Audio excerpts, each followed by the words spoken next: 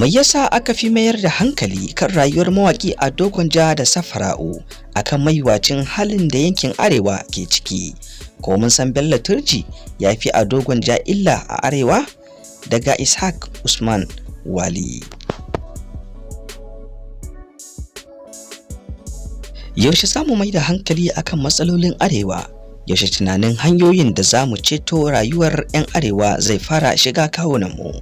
Mai yasa muke shiga rayuwar waɗanda ba su san muna yi ba? Ya kamata mu dawo hayyacinmu akan irin maiwacin halin da muke ciki a yanzu.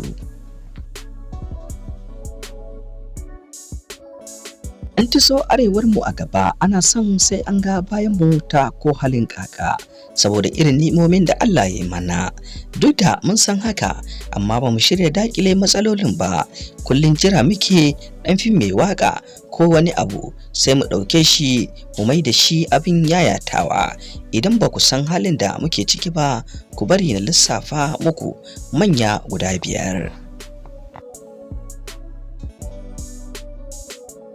Na ɗaya, ta'addanci shine babban ƙalubalen da yankin Arewa take ciki a yau. Kisa da sace mutane tare da kwace dukiyoyinsu ya zama ruwan dare a ko'ina a yankin Arewa, har ya zama duk wanda yake rayuwa a yankin ba shi da wadataccen kwanciyar hankali saboda barazanar rashin sanin abin da zai iya faruwa kowane lokaci.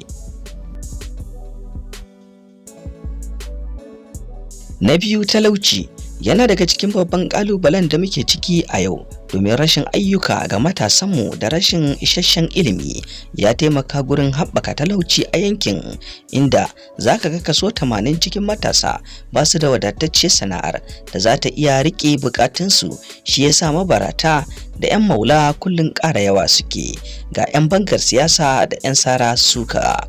Sai na uku, rashin wadataccen ilimi. Makarantunmu da muka dogara da su duk sun zama kufai, wanda a yanzu ilimi kullum ƙara jan baya yake sakamakon rufe makarantu don barazanar tsaro da matsalar yajin aikin asu, wacce Arewa ce tafi kowace shiga maiwacin hali a sanadiyar wannan yajin aikin.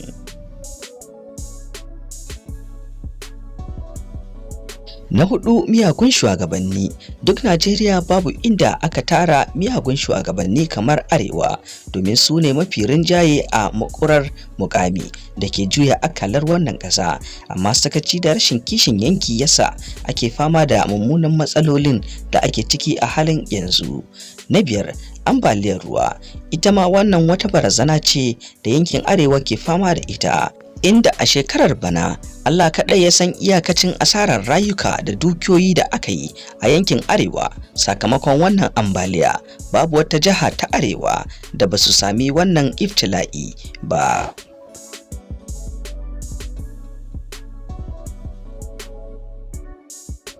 Maimakon mu mai da hankalinmu akan wannan matsalolin, amma sai waƙar Ado Gwanja ta fi ɗaukar hankalin mutane, inda da wuya a fassara ta da adalci.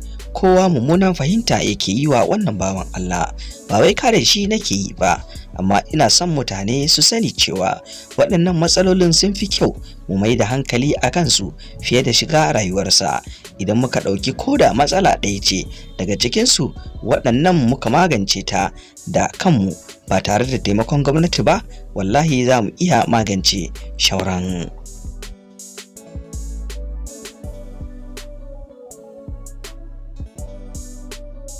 Bello Turji ya fi Ado Gwanja haɗari ga 'yan Arewa, amma da wuya ka ji ana magana a kansa. Don haka mu fara yi wa kanmu maganin matsalolin da suka addabe mu kafin mu dubi Ado Gwanja a matsayin wanda yake kawo Arewa cikas. Da fatar Allah Ubangiji ya ba mu lafiya da zama lafiya a ƙasarmu da yankinmu na Arewa baki ɗaya, amin. Daga Ishaq Usman Wali, masoyin jihar Kebbi da Arewa da Najeriya baki ɗaya.